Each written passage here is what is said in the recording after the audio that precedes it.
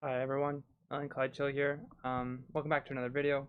Today I want to talk about cryptocurrency adoption. So here are 4 issues facing cryptocurrency adoption right now. 1. Not everyone uses the internet. 2. Use cases isn't always clear. 3. The fee and speed associated with transacting. 4. The scalability of the network.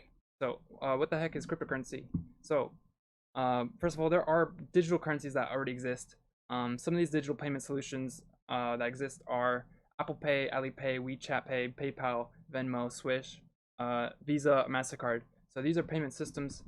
They function just fine, but what they don't do is use cryptocurrencies. So a misconception some people have is that just because something's electronic doesn't mean it's cryptocurrency. So you can have electronic cash, but it's basically just fiat currency. The difference is that fiat currency is universally available, it's peer-to-peer, but it's not issued by a central bank. So while it's kind of like the people's money in that it's peer-to-peer, so you can transact directly with other people, and it is completely independent from any central body, so governments or banks, if that makes sense.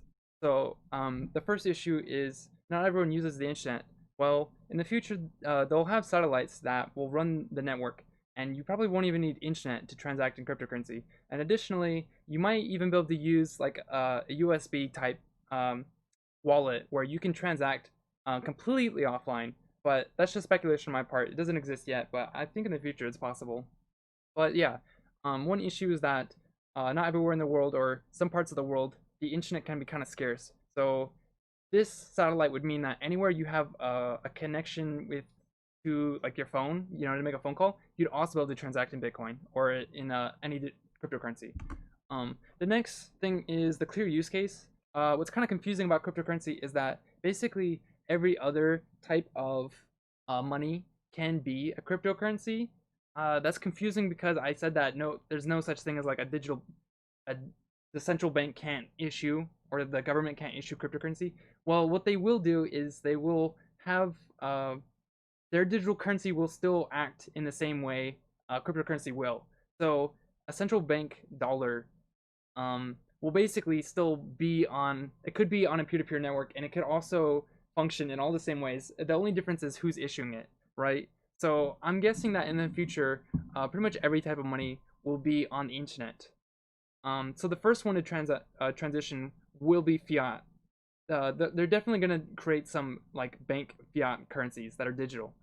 Um, the use case is that cryptocurrency can replace all these things because cryptocurrency uh, kind of does all these things better. For instance, hard money. Bitcoin is kind of known as digital gold because it has a lot of the same properties as gold, but you can transact in Bitcoin in absolutely massive quantities, and you don't have to pay all the fees associated with moving your gold.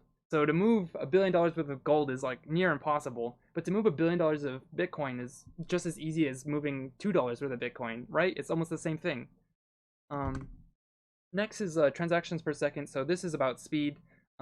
Basically, Visa and the traditional systems of money can transact much faster at the moment. However, I believe that things like Ethereum and Bitcoin, well, Bitcoin maybe never, but Ethereum, as the network grows and as development continues, these things are going to get a lot faster over time. So as the network scales, as they come up with new solutions, as they reduce network congestion and fees and all these things, they're going to come down and they're going to be a million times faster than what Visa is now, in my opinion.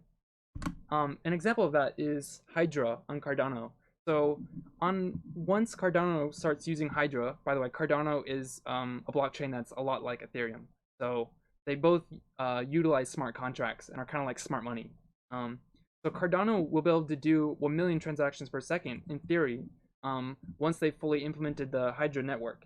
So that sounds confusing, but basically, cryptocurrency will very quickly catch up in terms of speed and transaction costs. Um, so uh, moving on.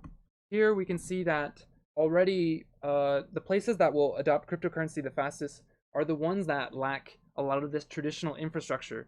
So banking and central governments are costly entities and take a lot of time and resources to build. And so places like Nigeria and South Africa could benefit the most from skipping all that and then going straight to cryptocurrency, because all you need is a phone and an internet connection.